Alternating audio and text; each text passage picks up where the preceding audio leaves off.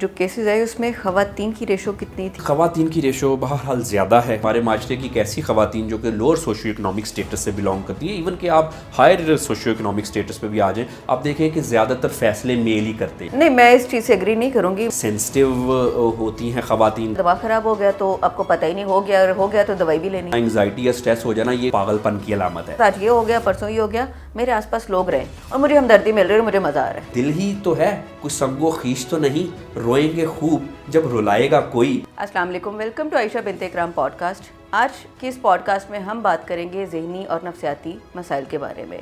आजकल के दौर में जहाँ पे हर बंदा किसी ना किसी ज़हनी उलझन का शिकार है, किसी ना किसी नफ्सियाती मसले का शिकार है, नहीं समझ में आता, कई दफ़ा हम बात नहीं कर पाते, कई दफ़ा हम उलझनों का हल नहीं मिल रहा होता। तो इन्हीं चीज़ों को देखते हुए हमने आज दावत दी है अपने स्टूडियो में डॉक्टर अली अजमल साहब को। साइकियाट्रिस्ट है, ज़हनी और नफ्सियाती मसाइल के एक्सपर्ट है।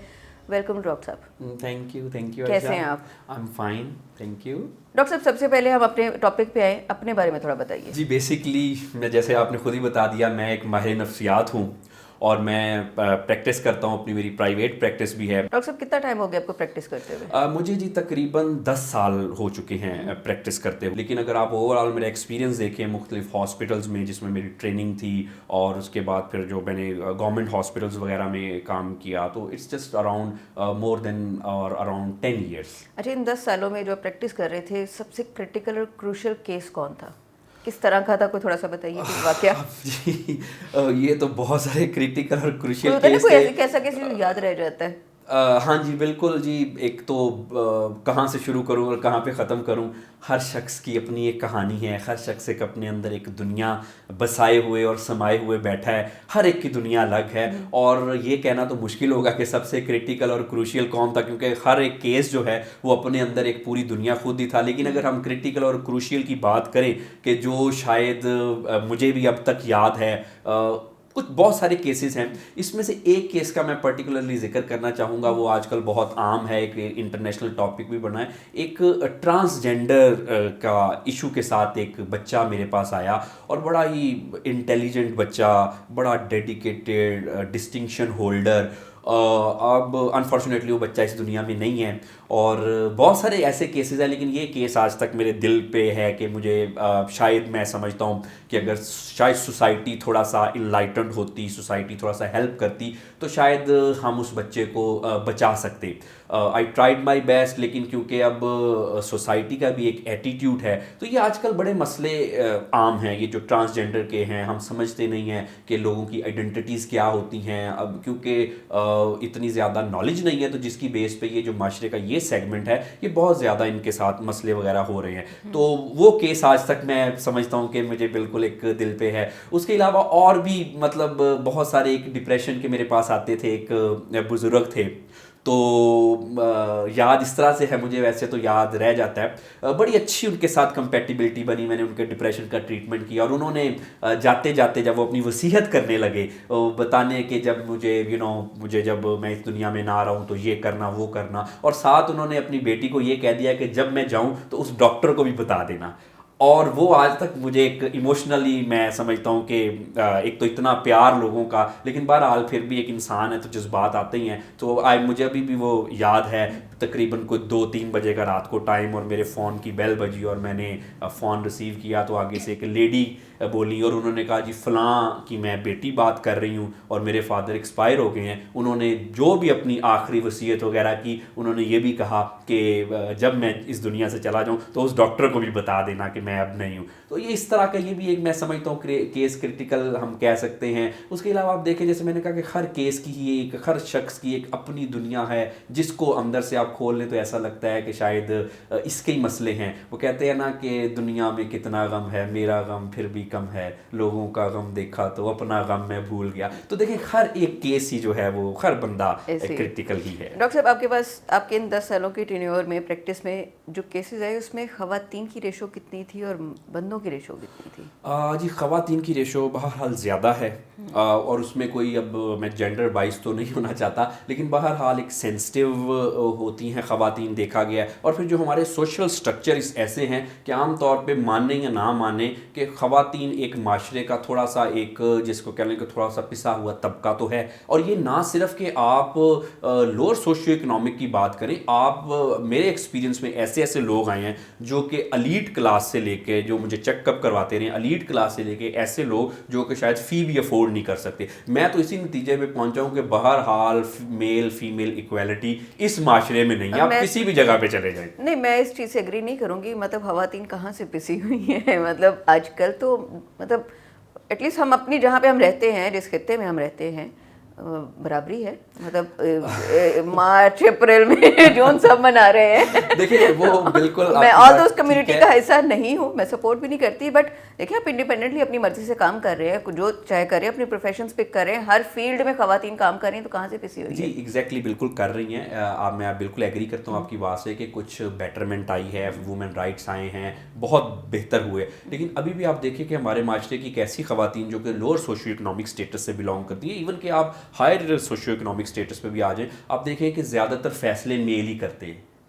नाम जो है वो मेल का ही आगे चल रहा है, वो मेल ने डिसाइड करना है। और फीमेल ने, चाहे वो सुपर सक्सेसफुल भी हैं, अपने पार्टनर से ज़्यादा सक्सेसफुल भी हैं, लेकिन बहरहाल फिर भी ज़्यादातर जो ख़वातीन हैं हमारे माशरे की, वो अपने मेल पार्टनर की मर्ज़ी के बगैर कुछ नहीं कर सकती। उन्होंने बहरहाल उनका अप्रूवल लेना ही है। लेकिन अगर हम इक्वालिटी की बात करें तो मेल को ऐसे कोई अप्रूवल की ज़रूरत नहीं है अपने पार्टनर से। तो इन दिस सेंस के थोड़ा सा बहरहाल ये हम किसी और साइड पे निकल जाएंगे, इस पे हम फिर बात करेंगे। ये कुछ अलग डिबेट बन रही है मैं, क्योंकि मेरा इस पे भी कॉन्फ्लिक्ट है। अच्छा, मेंटल हेल्थ के मसाइल, जहनी मसाइल बहुत ज़्यादा हो रहे हैं। आपके पास तो बहुत सारे केसेस हैं, जितना एक्सपोजर आपका ऑब्वियसली हमारा उतना नहीं है। रीजंस क्या समझ में आते हैं? मेजर रीजंस क्या है स्ट्रेस, डिप्रेशन और एंजाइटी के बढ़ते हुए केसेस की? देखिए, अगर हम ओवरऑल मेंटल हेल्थ की बात करें तो वो कहते हैं कि 2-4 से दुनिया वाकिफ़ है, गुमनाम न जाने कितने हैं। तो ये जो डिप्रेशन हो गया, एंग्जाइटी, स्ट्रेस, ये तो आम तौर पे आजकल ज़ुबान ज़द आम चीज़ें हैं कि ये ज़हनी व नफ्सियाती मसले होते हैं। लेकिन आम तौर पे जो ज़हनी व नफ्सियाती मसले हैं वो तकरीबन 550 के करीब, 550 के करीब ज़हनी व नफ्सियाती बीमारियाँ हैं, मसले हैं। अब उनमें डिप्रेशन, एंग्जाइटी, स्ट्रेस जो है वो ज़ुबान आम इसलिए है क्योंकि ये आम तौर पे जिन लोगों को होता है उनकी हरकत और सकनात बिल्कुल नॉर्मल होती हैं। आम तौर पे किसी को डिप्रेशन है या एंग्जाइटी, स्ट्रेस है तो दूसरे बंदे को शायद पता भी नहीं होगा। हमारे आइडेंटिफाई हम बात नहीं करते ना, क्योंकि बॉडी में अगर आपके सर में दर्द हो रहा है दवाई लेंगे, पाँव में हो रहा है, हाथ में हो रहा है, जिस्म के किसी भी हिस्से में हो रहा है, बट अगर आपका दिमाग खराब हो गया तो आपको पता ही नहीं, हो गया, और हो गया तो दवाई भी लेनी है, तो माइंड करते हैं। एग्जैक्टली इसमें ना ये बिल्कुल एक मिथ है। हमें ये लगता है कि शायद डिप्रेशन हो जाना, एंग्जाइटी या स्ट्रेस हो जाना ये कोई खुदा ना खास्ता को पागलपन की अलामत है। ऐसी बात बिल्कुल नहीं है।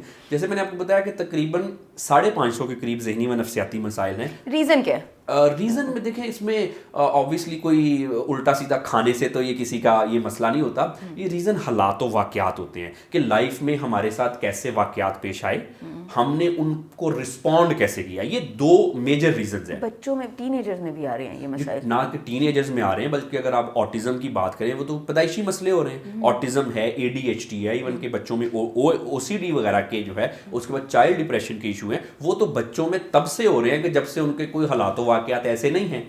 अब उसमें 2-3 चीज़ें हैं। सबसे जो प्राइमरीली जो ज़्यादातर मसले हमें हो रहे हैं ज़हनी व नफ्सियाती मसाइल में, वो है हालात और वाक़यात की वजह से। किसी के साथ कुछ बुरा हो गया, अब क्या किया वो उन्होंने उससे हेल्दी पॉजिटिव वे में ओवरकम नहीं करना, पैटर्न्स गलत हो जाएंगे, उसको ओवरकम करने का कुछ गलत तरीके हो गए। तो हालात, वाक़यात और ख़यालात मिलके एक लॉन्ग टर्म के लिए जब हम ऐसी चीज़ों से स्ट्रगल करते रहे तो फिर आमतौर पर हमें ज़हनी व नफ्सियाती मसले हो जाते हैं। एक तो इसकी ये वजह है। लेकिन जैसे भी आपने कहा टीनेजर में, और अगर टीनेजर से पहले बच्चों की बात करें, देखिए बच्चों में बहुत सारे कुछ कंडीशन जो हैं वो जेनेटिक कंडीशन है। आमतौर पे देखा गया कि डिप्रेशन है या कोई इस तरह का स्किज़ोफ्रेनिया वगैरह है, वो फैमिलीज में रन करता है। एक तो ये वजह होगी। उसके बाद फिर आजकल कुछ प्री नेटल फैक्टर, यानी कि बच्चों की पैदाइश से पहले अगर कोई कॉम्प्लिकेशन, डिलीवरी में कोई कॉम्प्लिकेशन वगैरह हो गई, कोई ऑक्सीजन लेवल कम ज़्यादा हो गया या और कोई मेडिकेशन के कुछ साइड इफेक्ट्स वगैरह हो गए, तो उसमें से फिर देखा गया है कि आमतौर पर बच्चों को फिर पैदाइशी तौर पर ऐसे मसले होते हैं। जो ऑटिज्म का मसला है या मेंटल रिटार्डेशन के आजकल बहुत सारे केसेज जो हैं बच्चों में आते हैं, कोई लैंग्वेज डिले है बच्चे की, कोई बच्चे का कंडक्ट डिसऑर्डर है, ये आमतौर पर बच्चों के मसले हैं। आपकी बात बिल्कुल ठीक है कि अब उस एज में बच्चे का क्या हालात हो, वाक़यात होने, क्या को सदमे या क्या इंसिडेंसेस हुए होने, लेकिन ये फिर जेनेटिक फैक्टर, कुछ पैदाइशी मसलों की वजह से, और जैसे मैंने बताया प्रीनेटल इश्यूज की वजह से होते हैं।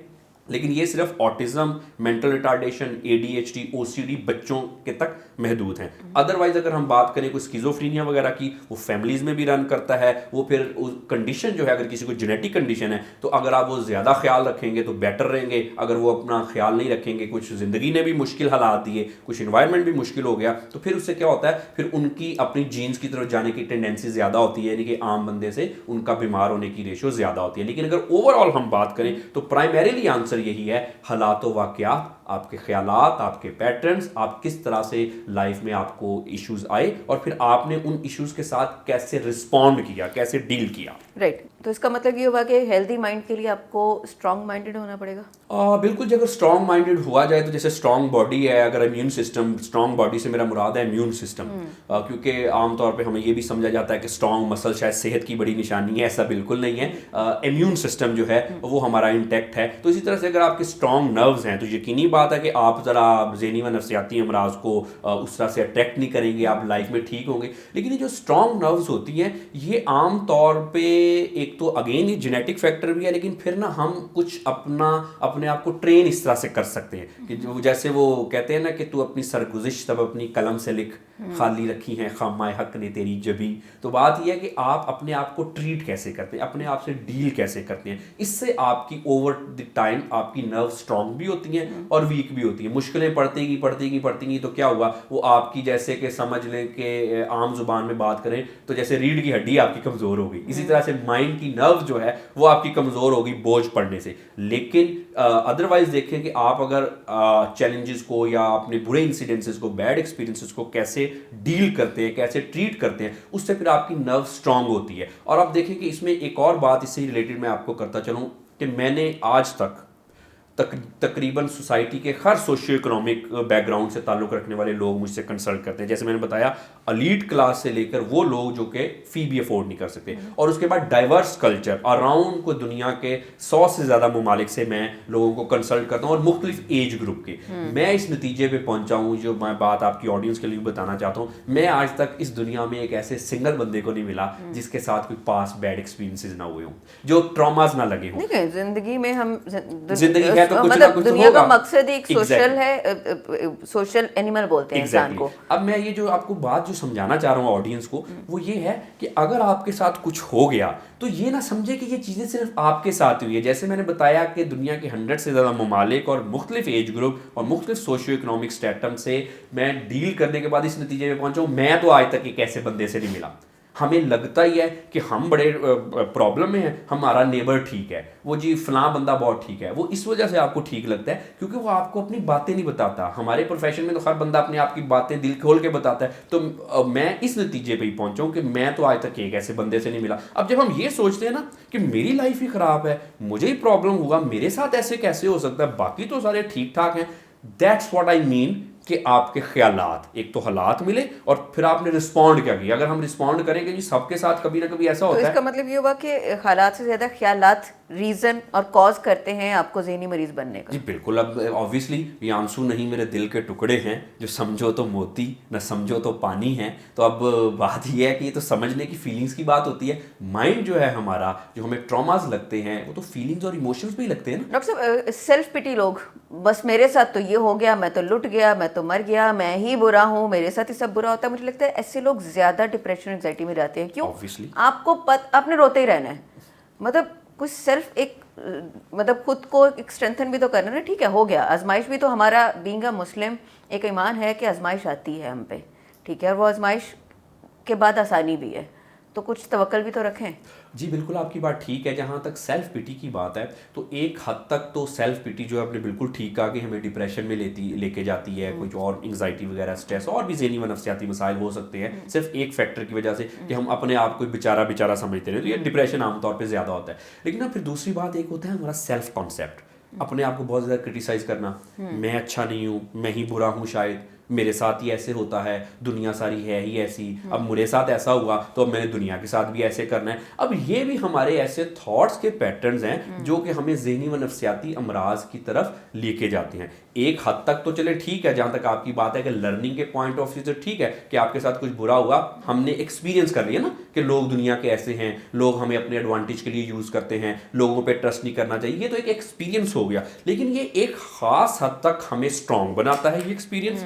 सेल्फ पिटी एक खास हद तक हमें ठीक रखती है, लेकिन एक खास हद से जब बढ़ जाती है ना तो फिर ये हमारे लिए ज़हनी व नफ्सियाती मसाइल बना देती है। अगर दुनिया के सारे लोग ऐसे ही हैं तो इसका मतलब मैं तो फिर अकेला रह गया। इसमें ऐसे लोग भी हैं ना जिनको अपनी सराउंडिंग में लोग चाहिए, अब वो थ्रू सेल्फ पिटी उनको अटेंशन मिलती है, फिर उनको मजा आने लगता है, फिर वो उनकी पता नहीं चलता इंसान को, बट वो हैबिट बन जाती है। मतलब कुछ ना कुछ बस मेरे साथ आज ये हो गया, परसों ये हो गया, मेरे आसपास लोग रहे और मुझे हमदर्दी मिल रही है और मुझे मज़ा आ रहा है। देखिए ये तो एक हम इसको कहते हैं अटेंशन सीकिंग का मसला। ये एक डिसऑर्डर भी होता है कि लोगों को इतनी अटेंशन चाहिए कि उन्होंने हर वक्त रोना धोना मचा के रखना है। बहुत सारे ऐसे लोग हैं वो अक्सर आमतौर पे क्लिनिक पे आते हैं तो वो पूरे क्लिनिक को सर पे उठाया होता है, यहाँ पे दर्द हो रही है, डॉक्टर साहब देख ले, अभी मर जाऊंगा, अभी मर जाऊंगी। अच्छा, वो उनको कोई फिजिकल पेन नहीं हो रही होती, वो सारे लोगों की बस अटेंशन अपनी तरफ सीख करना चाहते हैं। तो ये एक पर्सनैलिटी ट्रेट भी हो सकता है अगर एक हद तक हो, उसके बाद ये एक डिसऑर्डर भी होता है कि अगर ये पैथोलॉजी की हद तक चला जाए। अब दूसरी बात ये है कि इसी का अगर हम दूसरा पहलू देखें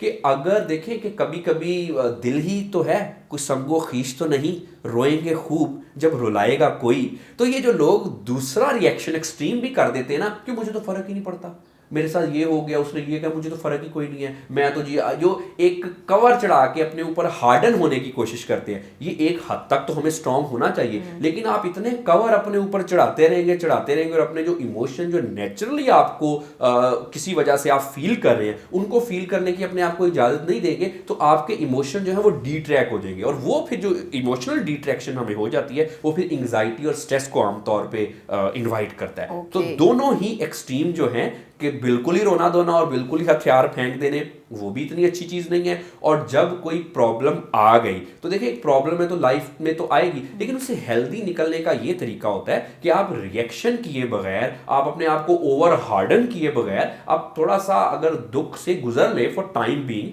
अपने इमोशन को ठीक रखें, तो वो सबसे बेटर अप्रोच है। दोनों एक्सट्रीम पे रहेंगे तो एक तरफ डिप्रेशन है और दूसरी तरफ स्ट्रेस और एंग्जाइटी है। अगेन फिर हम थोड़ा सा, मैं वहाँ कोट करना चाहूँगी बीइंग अ मुस्लिम, जहाँ हम पे मसाइल आते हैं, आजमाइश आती है, तो सब्र भी तो वहीं पे कहा गया है। बिल्कुल, तो अगर मुश्किल आ रही है तो थोड़ा सब्र के साथ, तहम्मुल के साथ चलें तो वो टाइम भी निकल जाएगा। जी बिल्कुल, ऐसी और आपका मजाक भी नहीं बनेगा। मैं बिल्कुल आपकी बात से एग्री करता हूँ, लेकिन अपना सब्र का एक हमें समझना है कि सब्र है क्या। अब लेट्स से कि अगर किसी को जी बाजू में पेन हो रही है या किसी को पेन हो रही है तो अब जी वो मेडिसिन ना खाए, इलाज ना कराए, वो कहे जी बस जी सब्र सब्र। ऐसे तो नहीं। यहाँ पे हमारे पास दो पॉइंट्स हैं, एक हालात है और एक ख्यालात हैं। तो यहाँ पे कुछ चीज़ों में, हालात में आपके कंट्रोल नहीं है, ख्यालात में भी कंट्रोल नहीं होता।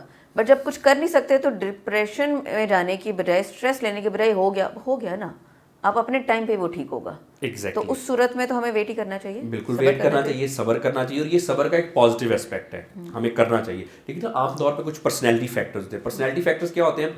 मेरे साथ ये कैसा हो सकता है, नहीं मेरे साथ नहीं होना चाहिए था, बाकी सबके साथ होता ही मेरे साथ बुरा, होता ही मेरे साथ बुरा है, मेरे साथ नहीं, मैं एक्सेप्ट ही नहीं कर रही इस चीज़ को या कर रहा कि मेरे साथ क्यों हुआ। मेरी पर्सनैलिटी ये है कि इंपल्सिविटी है, जल्दी जल्दी मैं इस चीज़ को कवर करूँ, मैं नहीं पेन से गुजर सकता या सकती, उसने मेरे साथ ऐसे कैसे कर सकता है, मेरे साथ नहीं हो सकता। अब ये जब हम डिनाइल की स्टेज में जाते हैं ना तो उससे फिर हमें बड़े मसले पैदा हो जाते हैं। और ये सिर्फ ऐसी बात नहीं है कि सब्र नहीं कर रही है, डिनाइल की स्टेज में है या स्ट्रेस हो गया, ये कोई एक दो दिन में मसले नहीं ज़हनी व नफ्सियाती होते हैं। वक्त करता है परवरिश बरसों, हादसा कभी एक पल नहीं होता। ये जो ज़हनी व नफ्सियाती मसाइल होते हैं, मुसलसल किस्म की एक स्ट्रेस, वाक़यात पे वाक़यात होते गए और हम उनसे मूव ऑन नहीं कर सके, हम माइंड में रिजॉल्व नहीं कर सके। हम मंजिल तो राही ढूंढ लेता है, रास्ते मगर खो जाते हैं। तो ज़ख़म तो भर जाते हैं लेकिन ज़ख़म के निशान जो रह जाते हैं वो अगर हमें हॉन्ट कर रहे हैं, हम उनसे आगे नहीं बढ़ पा रहे और एक लंबे अरसे के लिए ये चीज़ चल रही है, तो फिर कोई ना कोई ज़हनी व नफ्सियाती मसला हो सकता है। अब इसमें मैं इसी को अगर कॉन्टिन्यूएशन में एक बात करूँ, अब ज़हनी व नफ्सियाती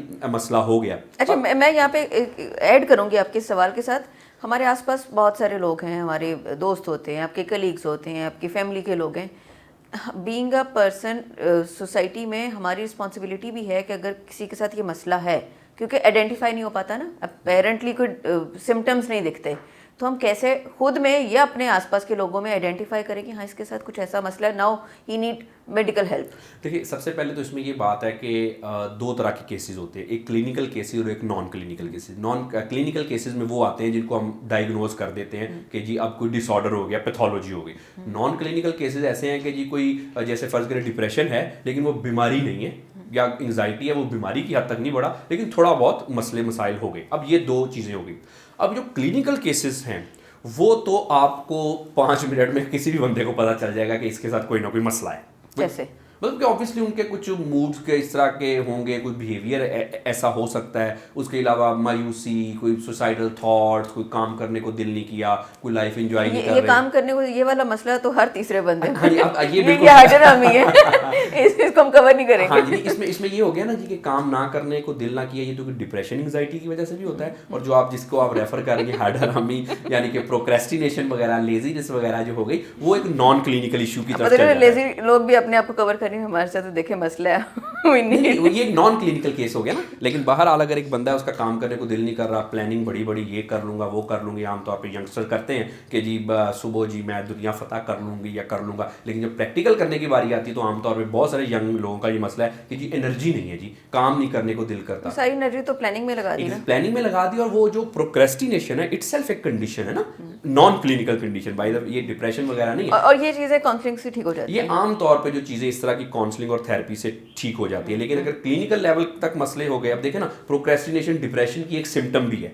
उसमें भी लो एनर्जी रहती है, काम करने को दिल नहीं जाता। लेकिन ये दूसरी चीज़ों की भी सिम्टम है कि आमतौर पे जैसे आपने बताया कि हाइड्रोमी है, तो ये उस चीज़ की भी सिम्टम है। अब जो फर्ज करे बंदा जिसको ये मसला है उसको हम दवाई तो नहीं दे सकते, लेकिन बहरहाल अगर उसकी ये कंडीशन प्रोक्रेस्टिनेशन की डिप्रेशन की वजह से है तो फिर तो जब तक डिप्रेशन का ट्रीटमेंट नहीं होगा वो कंडीशन ठीक नहीं होगी। तो दो केसेस, दो तरह से टाइप्स हैं, क्लिनिकल, नॉन क्लिनिकल। क्लिनिकल के आमतौर पर मसले इतने ख़राब होते हैं कि वो आपको देख के पता चल जाते हैं डिपेंडिंग अपॉन के मसला क्या है। कुछ लोग ऐसे हैं जी उनको जी कुछ खास तौर पे लड़कों को अब परियां नजर आती हैं, परियां उनकी आशिक होती हैं, ठीक है। कुछ लोग ऐसे हैं जी लड़कियों को परे नजर आते हैं।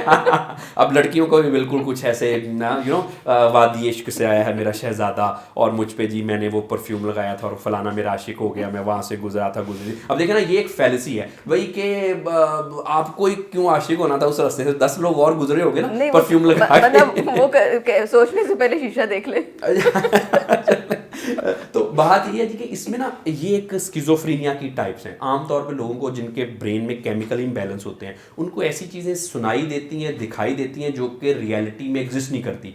क्योंकि हमारे माशरे में एक मिसकंसेप्शन है, हम कहते हैं जी इसके ऊपर ना कुछ असरात है। क्यों असरात है? क्योंकि इसको नजर आता है, पास बैठे हुए बंदे को नजर नहीं आता। उसकी वजह यह है कि अगर आप उसके दिमाग के टेस्ट कराएं केमिकल इंबैलेंस को, सेरोटोनिन लेवल या डोपामिन लेवल, तो उसको इसलिए ऐसी चीज़ें दिखाई देती हैं या सुनाई देती हैं क्योंकि उनके ब्रेन में केमिकल इम्बैलेंस है। हमें या किसी जो साथ बैठ वाले बंदे को नहीं दिखाई या सुनाई देती क्योंकि उनके दिमाग में केमिकल इम्बैलेंस नहीं है। तो आमतौर पर इनको हम कहते हैं हेलुसिनेशन और डिल्यूजन। ये साइकोटिक इश्यूज जो हैं, ज़हनी व नफ्सियाती अमराज की एक अक़साम है, उसमें होते हैं। और आमतौर पर स्किज़ोफ्रेनिया वगैरह में ऐसे जो केसेस हैं स्किज़ोफ्रेनिया के, उनमें ये अलामत है। अगर तो किसी को ऐसी चीज़ है तो ये क्लियर कट ज़हनी व नफ्सियाती मसला है। उसके बाद आमतौर पर कुछ लोगों को फिट पड़ते हैं जिसको आमतौर पे हम दौरे कहते हैं। अब दौरे भी मुख्तलिफ किस्म के ज़हनी व नफ्सियाती अमराज में होते हैं। ये एंग्जाइटी में भी होते हैं, यानी कि पैनिक अटैक्स, ये एंग्जाइटी की एक एग्जैजरेटेड सिम्टम है, उसमें होते हैं। उसके बाद आप दूसरी साइड पे चले जाइए तो एपिलिप्सी वगैरह में भी फिट्स होते हैं। अगर किसी को ऐसे है तो उसको भी पता चल जाना चाहिए कि ज़हनी व नफ्सियाती मसला है। उसके बाद फिर आप देखें कुछ लोगों की ऐसी आदतें होती हैं कि वो ओवर थिंकिंग बहुत करते हैं। अब ओवर थिंकिंग भी 2-3 वजह से होती है। ये साइकोटिक इश्यूज में भी होती है, डिप्रेशन में भी होती है और नॉन क्लिनिकल केसेस में भी होती है। आदत है जी ओवर थिंकिंग करने की। ओवर थिंकिंग को कंट्रोल कैसे किया जाए? हो रही है तो हाँ जी, अब ओवर थिंकिंग को देखना ये पड़ेगा किस वजह से हो रही है। जैसे मैंने बताया कि डिप्रेशन की भी एक सिम्टम है ओवर थिंकिंग। अगर तो ये ओवर थिंकिंग डिप्रेशन की वजह से हो रही है या स्ट्रेस की वजह से हो रही है, तब तो आपको डिप्रेशन और स्ट्रेस का ट्रीटमेंट कराना पड़ेगा, तब आपकी ओवर थिंकिंग खत्म होगी। क्योंकि देखिए जो ज़हनी व नफ्सियाती मसाइल होते हैं ना, उसमें जिस आम तौर पर कोई कन्वर्जन डिसऑर्डर के अलावा कोई दर्दें नहीं होती हमें कहीं पे। आमतौर पे ज़हनी व नफ्सियाती अमराज की अलामात क्या होती है, जैसे भी आपने पूछा है कैसे पता चले, इसको हम कहते हैं बिहेवियर की बीमारी, इसको कहते हैं हम सोच की बीमारी। इसमें हमारा बिहेवियर, हमारी सोच, हमारे इमोशंस, हमारी फीलिंग ये डिस्टर्ब होती हैं। अब ओवर थिंकिंग एक सोच है। अब ओवर थिंकिंग में क्या होता है, या तो डिप्रेशन की वजह से होगी, एंग्जाइटी स्ट्रेस की वजह से भी होगी, और जितनी भी ज़हनी व नफ्सियाती मसाइल हैं वो जहाँ पे आपके बिहेवियर को इफेक्ट करते हैं, साथ आपकी थिंकिंग को भी करते हैं। एक तो ये केसेस हो गए, इनकी ओवर थिंकिंग तब ठीक होगी जब इनका ट्रीटमेंट होगा। दूसरी साइड पे आ जाए नॉन क्लिनिकल कंडीशन में, ये इसी को भी कंटिन्यू करेंगे। ओवर थिंकिंग वाला जो प्रोसेस है ये मैंने बहुत सारे लोगों में सराउंडिंग्स में देखा है। ये सेशन से ठीक हो जा सकता है, या मतलब अक्सर लोग क्या ओवर थिंकिंग है, मेडिसिन पे डॉक्टर सीधा भेज देते हैं। वो आपको इतना स्लो डाउन करती है कि आप अपनी डेली लाइफ के रेगुलर ऑपरेशंस को इम्प्लीमेंट करने में के काबिल भी नहीं रहते। बिल्कुल exactly. Is this the right way? नहीं, this is not the right way, not at all. देखिए बात ये है कि मेडिसिन का एक कोई रॉकेट साइंस नहीं है इस चीज़ को समझना। एक शख्स है, उसको अगर किसी ज़िंदगी के हालात और ख्यालात की वजह से, फर्ज करें बिजनेस में कोई मसला हो गया या कोई फैमिली में मसला हो गया, अब आप बताएं कि उसको कौन सी ऐसी मेडिसिन देंगे कि उसका बिजनेस चलना शुरू कर दे, या कौन सी ऐसी मेडिसिन देंगे कि उनके जी फैमिली के हालात बेहतर हो जाए। ऐसे नहीं होता। मेडिसिन जो होती है आम तौर पे, ये आपके हवाले से आपने बड़ा अच्छा क्वेश्चन किया है, एक लोगों की मिसकंसेप्शन दूर हो जाए। ये देखिए मेडिसिन तब हम देते हैं या लेनी चाहिए जब इसके अलावा कोई और गुजारा ना हो। जैसे आपने कहा जी मेडिसिन खा के तो सोया रहेगा, उसको ड्रॉजीनेस होगी, तो मेडिसिन तब देते हैं एज अ लास्ट रिजॉर्ट कि ये कहीं अपने आप को नुकसान ना पहुंचाए, ये हर वक्त सोया रहता है या हर वक्त हाइपर एक्टिव रहता है। ओवर थिंकिंग कब नेगेटिव थिंकिंग में कन्वर्ट हो जाए उसको कंट्रोल करने के लिए। हाँ जी, तो ओवर थिंकिंग में आमतौर पे तो नहीं ना मेडिसिन दी जा सकती। जैसे क्लिनिकल केसेस डिप्रेशन की अगर बहुत सिम्टम्स बड़ी है, मतलब डिप्रेशन बहुत ज्यादा बढ़ गया, उसमें फिर क्या होता है काउंसलिंग थेरेपी प्लस मेडिकेशन, उससे हम ट्रीट कर देंगे। लेकिन अगर ओवर थिंकिंग आदत की वजह से है कि जी मुझे बस सोचने का शौक है जी, या नहीं, मुझे लगता है सेंसिटिव लोग ज्यादा ओवर थिंकर होते हैं। ऑब्वियसली सेंसिटिव लोग हैं, बोलेंगे नहीं, इंट्रोवर्ट है, बात नहीं कर सकते, कॉन्फिडेंस नहीं है, चाहे किससे बात करें, ट्रस्ट इश्यूज भी कुछ लोगों को होते हैं। अच्छा मैं बात करूं तो पता नहीं अगला बंदा कैसे समझेगा, समटाइम कन्वे करनी नहीं आती, खुद ही 10 सवाल खुद से कर लिए, बिल्कुल ऐसे बात कर ली जाती है तो शायद मसला हल हो जाता। एग्जैक्टली बात करने का तरीका ये होता है कि जब भी आपको किसी से कोई मसला हो, ना तो लड़े और ना ही दिल में रखें, क्योंकि अगर आप उनको गुस्सा करेंगे तो हालात ख़राब हो जाएंगे, आपके रिलेशनशिप ख़राब हो जाएंगे। दिल में रखेंगे तो आप खुद अपने आप को ख़राब कर लेंगे, सोचते रहेंगे ना। वो कहते हैं ना बात करूं किससे करूं और क्या कहूं, कहूं तो लोग पागल कहते हैं, ना कहूं तो दिल जलता है। तो अब ये ना लोगों से हमने लड़ना है ना ही दिल को जलाना है। आप नॉर्मल वे में अपनी बात कम्युनिकेट कर दिया करें कि अगर आपको किसी बात से भी मसला है तो आप उनको बिल्कुल नॉर्मल, गुस्सा किए बगैर नॉर्मल बात कर दें कि देखें ये बात आपने ऐसे की थी, मुझे अच्छी नहीं लगी, आप जरा काइंडली इसको जरा देख ले। अब you have to be vocal, या vocal not in the sense के हॉस्टिलिटी एग्रेशन नहीं होना चाहिए, मतलब एटलीस्ट कन्वे तो करें ना। खुद को अंदर रख के खुद को जलाने से, कोड़ने से, खुद को इंटरनली डैमेज करने से बेहतर है कि आप एक पोलाइट वे में अपना मैसेज कन्वे कर दें। एग्जैक्टली जैसे हम बात कर रहे हैं। लेकिन इतना आसान नहीं होता, मतलब सम टाइम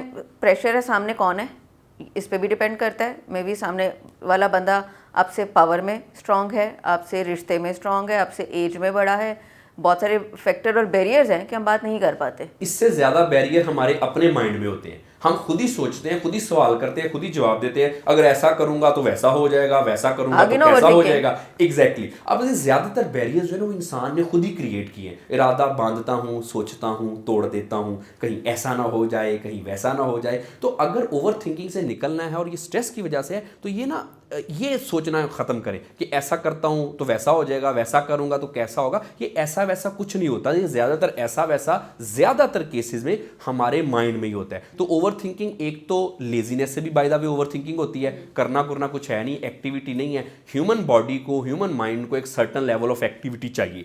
अगर आप उसको वो एक्टिविटी नहीं देंगे तो फिर क्या होगा, फिर आप ओवर थिंकिंग में चले जाएंगे। तो लेजीनेस, प्रोक्रेस्टिनेशन, उसके अलावा आपकी हैबिट जो बन गई है, फिर कुछ पर्सनैलिटी फैक्टर, वो भी बहुत, उस वजह से भी आपको ओवर थिंकिंग होती है। और आमतौर पे नॉन क्लिनिकल स्ट्रेस से भी आपको ओवर थिंकिंग होती है। आपने शुरू में कहा कि ख़वातीन के साथ ज़्यादा ज़हनी और नफ्सियाती मसाइल हैं, बट अगर हम देखा जाए थोड़ा सा आगे की एज की जनरेशन के लोगों को देखें तो ख़वातीन की उम्र ज़्यादा है और मर्दों की उम्र कम है।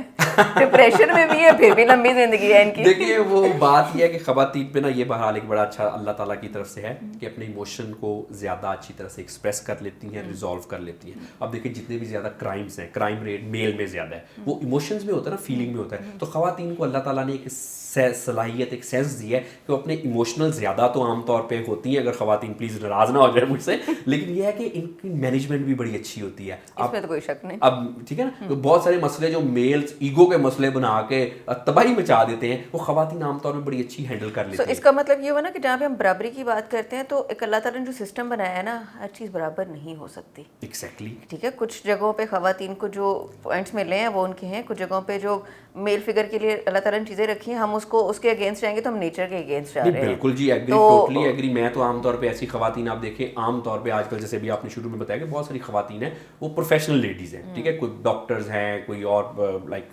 बिजनेस कर रही हैं, मुख्तलिफ हर एक लाइफ के स्फीयर में। लेकिन आप देखें कि कितनी हिम्मत वाली बात है, बल्कि सारी मैं तो ऐसी खवातीन को आई सल्यूट कि आप वो देखें साथ साथ अपने बच्चों को भी देख रही हैं, फैमिली को भी देख रही हैं। अब देखिए कितनी स्ट्रेंथ और कितनी स्ट्रॉन्ग एक पर्सनैलिटी है। मेल ऐसे करके दिखाए, पॉसिबल ही नहीं है। मैंने तो आज तक नहीं देखा कि जी वो जी घर में लेट्स से प्रोफेशनल भी है और उसके बाद जी जाके जी बच्चों को भी देख रहा है और वो काम कर रहा है बच्चों के साथ जो कि करने चाहिए। आमतौर पे ऐसे नहीं होता। तो ये अल्लाह ताला ने ये खवातीन में एक सलाहियत रखी है कि ये इन्हीं का हौसला है खवातीन का ही कि ये किस तरह से इस चीज़ को मैनेज करें। इसकी बड़ी सिंपल एग्जांपल है ना, हमारे घर में हमने अपनी मदर्स को देखा है। मतलब अगर आप 2 बहन भाई हैं, 4 हैं और एक फादर है, तो 4 से 5 लोगों को घर में मैनेज करना, सबकी अपनी उनकी मामलात को देखना, उनकी पसंद के हिसाब से पूरे घर को मैनेज करना आसान नहीं है। 2 दिन संभालना पड़ जाए ना तो लग पता जाता है। मैं कह बिल्कुल I totally agree with you. मेल मुझसे नाराज ना हो जाए, मेल के बस की बात नहीं है। Me myself a male, I understand that कि ये ऐसे नहीं है, ये खवातीन को अल्लाह ताला ने सलाहियत दी है। तो अब देखिए इमोशनल मैनेजमेंट बहुत अच्छी है, आमतौर पर एक्सप्रेस कर लेती है, रिजॉल्व कर लेती है ना। अगर हम ज्यादा जज्बाती हैं लेकिन हम ज्यादा रिजॉल्व भी कर लेते हैं, इसी वजह से आप देखें खवातीन को हार्ट अटैक भी कम होते हैं। अगर मजाक की बात करें तो वो कहते हैं जी हार्ट जरा कम होता है। वजह तो खवातीन ही होती है जिन मर्दों को हार्ट अटैक ये भी बात है। तो लेकिन यह कि अब आप देखें कि हार्ट अटैक वगैरह कम है। और फिर कुछ ऐसे ज़हनी व नफ्सियाती मसाइल हैं जैसे ओसीडी का मसला है, वो आमतौर पे ज़्यादातर पाए जाते हैं, मेल्स में वो ज़्यादा पाए जाते हैं। लेकिन ओवरऑल ज़हनी व नफ्सियाती अमराज की बात करें तो खवातीन में ज़्यादा है, लेकिन ऑटिज़म वो भी मेल बच्चों में। अच्छा, स्ट्रेस, डिप्रेशन और एंग्जाइटी, ये 3 टर्म्स ज़्यादा हम समझते हैं, शायद हमें पता है या अवेयरनेस इसकी ज़्यादा हो चुकी है या सुन हमने बहुत ज़्यादा ली है। तो ये तीनों जो इनिशियल स्टेजेस है, मैं समझती हूँ, जो मेरी अंडरस्टैंडिंग है, इसमें ये क्या तीनों चीज़ों को stress, anxiety and depression sessions के साथ, ट्रेनिंग्स के साथ जा सकते हैं, या इनमें किस पॉइंट पे जाके हमें मेडिसिन पे शिफ्ट करना चाहिए? देखिए कोई भी ज़हनी व नफ्सियाती मसला है, उसमें तो जो सीवियर केस है ना कि वो शख्स जो है उसको दौरा पड़ रहा है या कोई शख्स है वो अपने लिए खतरा है, दूसरों के लिए खतरा है। एक और बड़ा एक केस मैं आपको बता देता हूँ। वो जब भी उसको थोड़ा सा डिप्रेशन का एक फिट था तो वो घर वालों के पीछे, वो एक लड़का था, यंग लड़का, वो चीज़ें लेके पीछे पड़ जाता था, अब चीज़ें मारना शुरू कर देता था। एग्रेशन निकालना है ना किसी तरह से किसी चीज़ पे। अब वो जो एग्रेशन है, ये कुछ सुसाइडल टेंडेंसी वगैरह, उनमें तो फौरी तौर पे हमें मेडिकेशन से उनको काम करना पड़ेगा। एक लाइन ड्रॉ कर लें कि जितने भी सीवियर केसेस हैं आमतौर पे जिनका फौरी गुजारा नहीं होता, उनको मेडिकेशन पे लेके जाना पड़ता है। लेकिन यहाँ पे एक बात ये भी समझे कि मेडिकेशन इसका ट्रीटमेंट नहीं है। मेरे पास ऐसे लोग आते हैं जो कि लिटरली 20 साल से दवाइयाँ खा रहे हैं। अब देखें ना, एक डिप्रेशन है, ये एंग्जाइटी है, अब 20 साल दवाई खाई है तो उसको तो ठीक हो जाना चाहिए। लेकिन सिर्फ दवाई से मसले हल नहीं होते जब तक कि जिस वजह से वो बीमार हुए वो माइंड में वो चीज़ें रिजॉल्व नहीं होंगी। दवाई आप 20 साल की बजाय 30 साल खा रहे, वो मसले ठीक नहीं होने।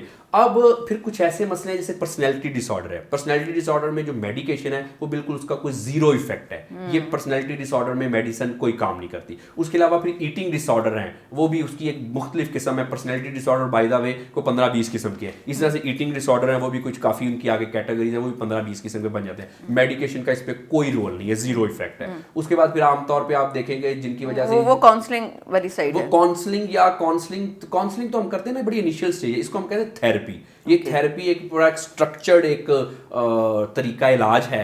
इट्स जस्ट लाइक मेडिकेशन की तरह एक पूरा एक प्रॉपर क्लिनिकल केसेस को इसमें ठीक करते हैं। काउंसलिंग तो आमतौर पे बात औकात ही होता है, कोई शख्स ब्रेकअप हो गया, मूव ऑन नहीं कर पा रहा, इस तरह से, वो तो इनिशियल स्टेज है ना।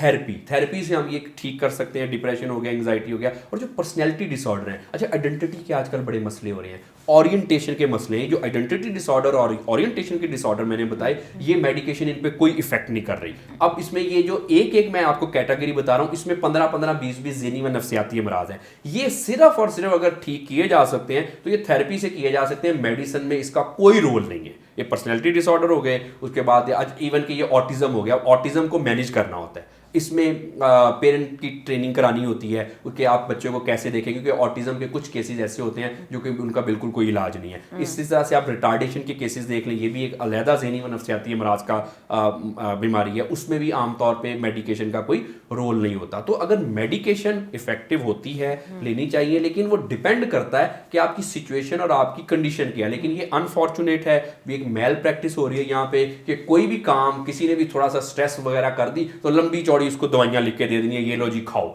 और उससे फिर आमतौर पे जब हम एक दफ़ा दवाइयों पे लग जाते हैं उससे फिर बड़ा मुश्किल है। और ये बाय द वे ये मेल प्रैक्टिस है, ये एक मेडिकल निग्लिजेंस है कि आप एक शख्स जो कि ज़रूरत नहीं है, आपने इतनी सारी दवाइयों पे लगा दिया उनको। अब वो जब दवाइयों पे लग गया तो ये कोई दवाइयाँ कोई पेट दर्द की दवाई तो नहीं है, लेट से आपने 6 महीने खा ली, उसके बाद आप उसको टेपर ऑफ करते करते ही आपको 2-3 महीने लग जाएंगे। अब छोटा सा मसला, साल आपने दवाई खा ली, एक यंग है लेट से कोई, अब यंग एज में आपने 1 साल किसी को दवाई पे लगा दिया, अब उसके बाद रिलैप्स तो होने के चांसेस होंगे। तो बेसिकली डिपेंडिंग अपॉन कंडीशन, मैं बिल्कुल मेडिकेशन के खिलाफ नहीं हूँ, मेडिकेशन होनी चाहिए, लेकिन depending upon case to case. अभी इनिशियल स्टेज पे आपने फटाफट मेडिकेशन पे लगा दिया तो वो तो मसला होगा, तो उसके साथ और भी मसले, फिर उस मेडिसिन के साइड इफेक्ट। यकीनी तौर पे कोई भी ऐसी मेडिसिन नहीं है, चाहे जितने भी मेडिसिन एडवांस हो गई हैं, इसके कोई ना कोई मसले तो होंगे। बहुत सारे लोग ऐसे कहते हैं जी हम मेडिसिन खा के सोए रहते हैं जी, कोई काम नहीं होता जी, ड्रॉजीनेस रहती है कुछ लोगों को। ये तो मैंने अक्सर सुना है, जिन लोगों के साथ ये कोई भी ज़हनी या नफ्सियाती मसले वो मेडिसिन पे जाते हैं तो ये वाला इशू ऑलमोस्ट जिससे भी सुना है ना ये होता है। एग्जैक्टली अब देखना ये वाला इशू होगा तो वो अगर एक यंग लड़का या लड़की है, या लेट्स से कि अभी अपनी प्रोफेशनल लाइफ में आपका काम डिस्टर्ब होगा, आपकी वर्किंग लाइफ बुरी तरह डिस्टर्ब हो जाएगी। एग्जैक्टली तो उसमें भी अगर जो लोग मेडिसिन पे हैं भी, उनको भी मैं यही सजेस्ट करना चाहता हूँ कि देखिए मेडिसिन आप चाहे 20 साल खाते रहें, ये मेडिसिन इसका कोई प्रॉपर ट्रीटमेंट नहीं है, आप साथ साथ ना अपनी थेरेपी भी कराएं, इस तरफ आएंगे ताकि आप वो रिजॉल्व करें ना मसले। मसले रिजॉल्व नहीं होंगे तो क्या होगा? आई थिंक मेडिसिन तो डिनाइल है, फिर ठीक है इग्नोर कर दो ऑब्वियसली। देखें लेकिन वो कुछ केसेस जैसे मैंने आपको बताया कि सीवियर केसेस में हमें जरूरत तो इसकी बहरहाल होती है कि वो नुकसान ना पहुंचा ले, लेकिन बहरहाल मेडिसिन खाते रहेंगे उस काउंटर प्रोडक्टिव है, कोई उसका इफेक्ट नहीं होगा अनलेस एंड अनटिल आप जिस वजह से बीमार हुए वो रिजॉल्व भी होगी, सॉर्ट करना जरूरी है। मेडिसिन तो बिल्कुल सही है ना। हमारी पॉपुलेशन 200 मिलियन है और 50 million people suffer in mental health. आपको क्या लगता है हमारा आजकल पिछले कुछ अरसे से, कुछ 7-8 साल से शायद ज़्यादा, सोशल मीडिया जब से स्मार्टफोन आया एक्सपोजर ज़्यादा बढ़ गया, सोशल मीडिया हर चीज़ बड़ी एक्सेसिबल हो गई, बहुत फैंटेसी वाली लाइफ हो गई, फिल्में ड्रामे हॉलीवुड बॉलीवुड, वो सब देख के कितना उन चीज़ों का हमारी यंग जनरेशन के ऊपर उस चीज़ का इफेक्ट हुआ है, और वो फॉल करी क्योंकि ज़्यादा जैसे आपने बोला 20 से 30 साल की एज के लोग हैं, तो यूथ है, यूथ डिस्टर्ब हो रही है। सो कहीं ना कहीं उसका ये वाली टेक्नोलॉजी रीज़न तो नहीं है? जी बिल्कुल, ये वाली टेक्नोलॉजी भी एक excessive use of social media, इसने बहुत सारे प्रॉब्लम हमें किए हैं। उसमें ना इसकी मुख्तलिफ डायमेंशन है। सबसे पहले तो अगर हम फिजिकल डायमेंशन की बात करें तो सोशल मीडिया में ना आमतौर पे आप देखें कि हमें छोटी छोटी जो चीज़ें आमतौर पे रील्स वगैरह होती हैं, हम देखते हैं फौरी वो कंक्लूड हो जाती है चंद सेकंड में।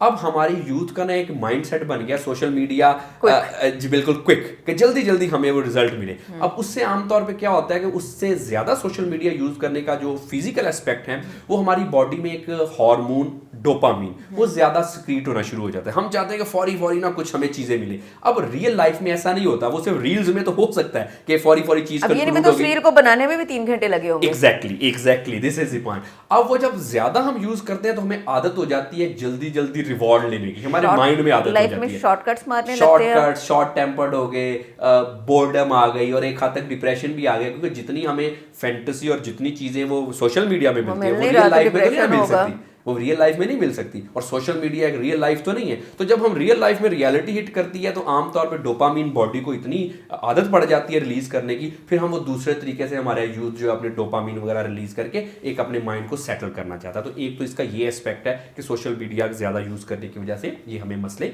हो रहे हैं। अब दूसरा ये है कि सोशल मीडिया में ना आमतौर पर हमें ये लगता है सोशल मीडिया की वजह से कि सबकी लाइफ मेरे अलावा अच्छी चल रही है। आमतौर पे वो क्योंकि सोशल मीडिया पे कोई गलत आमतौर पे बुरी पिक्चर्स तो नहीं हम अपलोड करते, सब हसीन भी दिखते हैं, खुश भी दिखते हैं, अमीर भी दिखते हैं। ओह माय गॉड, ये तो आयशा आपने क्या, अभी मैं आपको बताऊं, फिल्टर देख के कुछ और लग रहा होता है, रियल लाइफ में कुछ और लग रहा होता है। तो वो बहुत सारे मसले हर बंदे को ही होते हैं तो बहरहाल बात ये है कि उसमें फिर लगता है कि ऑब्वियसली इसको ना एक कंडीशन है, हम इसको कहते हैं फियर ऑफ मिसिंग आउट। ये एक आजकल यूथ में बड़ी कंडीशन है सोशल मीडिया की वजह से कि कहीं मेरी गाड़ी छूट गई है। लोगों की लाइफ बड़ी चिल है, लोग बहुत अच्छा कर रहे हैं, ये सोशल मीडिया यूज करने की वजह से हमें लगता है कि मेरी लाइफ भी बेकार है, बाकी सबकी ठीक ठाक चल रही है। हालांकि ऐसा नहीं है, वो तो सिर्फ अच्छी अच्छी चीजें सोशल मीडिया पे अपलोड करते हैं। तो एक तो ये फैक्टर है सोशल मीडिया के ज्यादा यूज करने की वजह से। और उसके बाद फिर तीसरी अगर बात करें तो सोशल मीडिया ज्यादा यूज करने की वजह से फिजिकल एक्टिविटी हमारी खत्म हो गई है, रिलेशनशिप की वो नौयत नहीं रहेगी।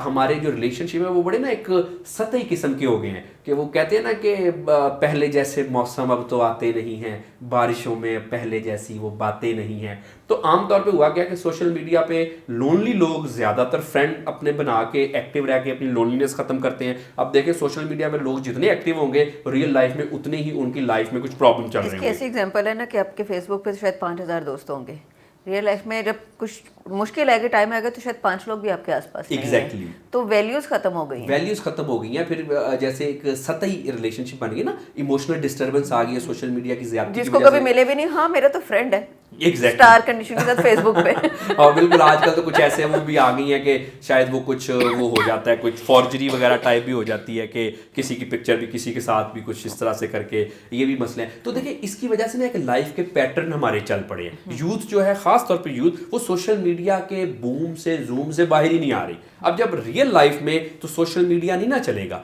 अब जब भी फिर रियलिटी हिट करेगी इसकी वजह से बहुत ज्यादा ज़हनी व नफ्सियाती मसाइल आ रहे हैं। और उसके बाद ये तो टीनेजर की बात करें, अगर हम थोड़ा सा अर्ली एज पे आ जाएं तो आजकल क्या हो रहा है, पेरेंट्स क्या कर रहे हैं कि बच्चों को फोन पकड़ाया हुआ है, बच्चे भी फोन यूज कर रहे हैं और उसके बाद पेरेंट्स भी फोन यूज कर रहे हैं। आप देखिए कि बच्चों का जो स्क्रीन टाइम है आजकल खतरनाक हद तक बढ़ा हुआ है, घंटों स्क्रीन टाइम यूज कर रहे हैं। छोटे बच्चे एग्जैक्टली बोलना बाद में सीखते हैं, चलना बाद में सीखते हैं, पहले फोन यूज करना सीखते हैं। और वो मतलब आपने 6 महीने 1 साल मतलब 6 मंथ्स का बच्चा भी सेंस कर रहा है फोन को कि अच्छा उसमें लाइट जल रही है, वहां से म्यूजिक है, पॉइंट्स लगा दी माँ ने। अच्छा खुद को इजी रखने के लिए बच्चे के हाथ में फोन दे दिया। अब वो बच्चे छोटी एज है, उसकी नज़र पे इफेक्ट हो रहा है, उसके ब्रेन पे इफेक्ट हो रहा है। और जैसी जैसे एज बढ़ती रहेगी वो बच्चा क्या निकलेगा, वो 10 साल के बाद 5 साल के बाद वो बच्चा क्या होगा, ऑब्वियसली जी वो एंटी सोशल भी हो जाएगा। एंटी सोशल भी हो जाएगा। इसमें हम ना एक इसका एक नई टर्म है जो पहले नहीं होती थी, आजकल रिसेंट कोई 20-25 साल से ये स्टार्ट हुई है, इसको हम कहते हैं सेल फोन एडिक्शन। आजकल जो जैसे दूसरे मसले होते हैं ना, ये कोई कोकेन वगैरह इस तरह इनकी एडिक्शन होती है, इसी तरह से आजकल सेल फोन की एडिक्शन भी हो रही है लोगों को। लोग क्या कर रहे हैं कि उसमें इतने ज़्यादा इन्वॉल्व हैं कि एडिक्शन की हद तक जो है वो इन्वॉल्व हो गए हैं और सेल फोन के बगैर उनका गुजारा नहीं। आप देखिए इंटरनेट बंद हो जाता है तो किस तरह से अंदर उनको बिहेवियर के मसले स्टार्ट एग्जैक्टली। हालांकि उन लोगों के जो कि इंटरनेट पे बिजनेस नहीं कर रहे, कोई प्रोफेशनल एक्टिविटी नहीं है जिनकी, उनका सिर्फ यही है कि उन्होंने बस अपना टाइम गुजारना है, एक अच्छा टाइम जो है वो पास करना है। अब बच्चों में भी ये हो रहा है, जैसे आपने कहा कि ज़हनी व नफ्सियाती मसाइल हो रहे हैं, ग्रोथ के मसले हो रहे हैं, उनकी ज़हनी व नफ्सियाती जो ग्रोथ है, उसके अलावा उनको मसल्स के प्रॉब्लम बच्चों को हो रहे हैं कि खास पोस्चर में रहते हैं। ये तो आमतौर पे दूसरे अडल्ट्स को भी मसले हो रहे हैं। तो ये सारे हो रहे हैं, लेकिन ये आजकल एडिक्शन की हद तक बढ़ गया है। वीडियो गेमिंग एडिक्शन है, इतने बच्चों को मसले हो रहे हैं। तो ये समझ लें कि मॉडर्न इरा के ज़हनी व नफ्सियाती मसाइल नई तरह के मसाइल हैं। डॉक्टर साहब इसको कंक्लूड करेंगे एक आपके मैसेज के साथ कि कैसे हम लोग खुद को और अपनी सराउंडिंग को मेंटली हेल्दी रख सकते हैं।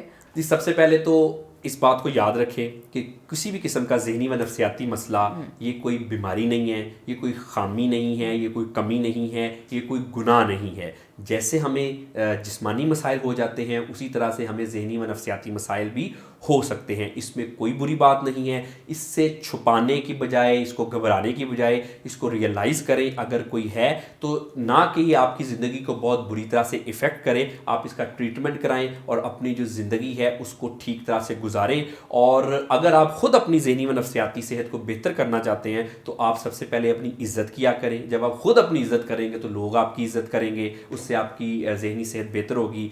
मुतमिन रहें अपनी लाइफ से।